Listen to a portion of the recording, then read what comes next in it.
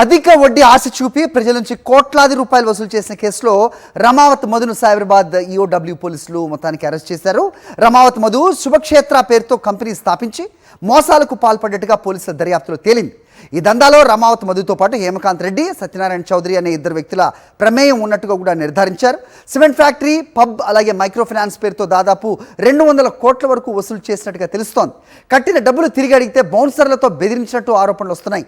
గత కొద్ది రోజులుగా సింగర్ మంగ్లీ ఇష్యూలో రమావత్ మధు పేరు గట్టిగా వినిపిస్తోంది. ఈ నేపథ్యంలోనే బాధితుల ఫిర్యాదు మేరకు పోలీసులు రమాకాంత్ మధును అరెస్ట్ చేసినట్టుగా తెలుస్తోంది. ప్రస్తుతం ఎంక్వైరీ జరుగుతున్నట్టుగా సమాచారం.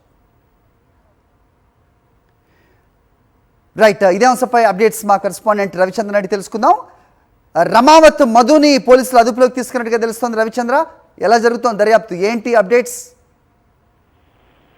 అయితే మంగ్లీ కేసులో అరెస్టుల పర్వం మొదలైంది. అందులో భాగంగా రమావత్ మధుని ఏవన్గా ఉన్నారు. ఈ కేసులో రమావత్ మధుని అరెస్టు చేశారు. అయితే రమావత్ మధు కావచ్చు, హిమాకాంత్ రెడ్డి కావచ్చు, సత్యనారాయణ చౌదరి కావచ్చు, వీళ్ళ ముగ్గురు శుభక్షేత్ర అనేటువంటి పేరుతో సంస్థను ఏర్పాటు చేశారు. ఆ తర్వాత కొంతమందిని కాంటాక్ట్ అయ్యారు. ఎందుకంటే ఒక మంచి డైరెక్ట్ సెల్లింగ్ కంపెనీలో ఉన్నట్లు, నెట్వర్క్ మార్కెటింగ్ లో ఉన్నట్లు వాళ్ళని గ్యాదర్ అయ్యారు. ఎందుకంటే ఎవరెవరైతే పెట్టుబడులు పెడతారో ఎవరికి డబ్బు ఆశ చూపించారు అధికంగా, ముందుగా కొంతమందికి కొన్ని లక్షల రూపాయలు తీసుకుని ఆ తర్వాత వాళ్ళకు అధిక వడ్డీ 5% ఈ విధంగా ఎక్కువగా ఇవ్వటం తోటి వడ్డీ నెలకు వడ్డీ ఇవ్వటం తోటి చాలా మందిని ఈ విధంగా ముందస్తుగా నమ్మించారు. స్టార్టింగ్ లో 1 లక్ష 2 లక్షలు పెట్టినటువంటి ఒక పెట్టుబడులు, ఆ తర్వాత కొంతమంది 20 లక్షలు, 25 లక్షలు, 29 లక్షలు చాలా పెట్టారు. ఈ విధంగా 50 లక్షలు పెట్టినట్టు వాళ్ళు కూడా ఉన్నారు. ఈ విధంగా చాలా మంది పెట్టేసి చెప్పండి రవి. అయితే ఈ మొత్తం ఈ రమావత్ మధు అవ్వచ్చు, లేకపోతే మిగతా ఏ పేర్లు అయితే వస్తున్నాయో వీళ్ళలో మంగ్లీ పేరు కూడా ఉన్న నేపథ్యంలో ఆమె కూడా కేసు నమోదైన పరిస్థితి చూసాం.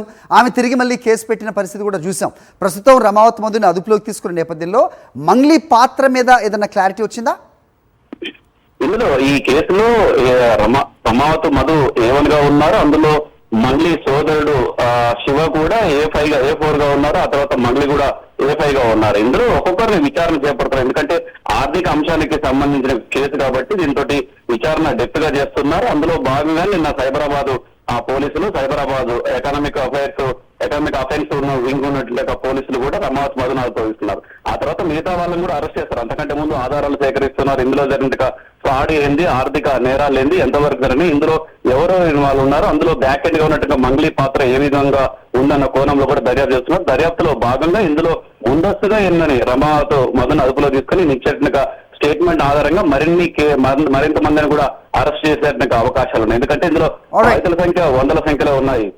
All right Ravi, thanks for the inputs.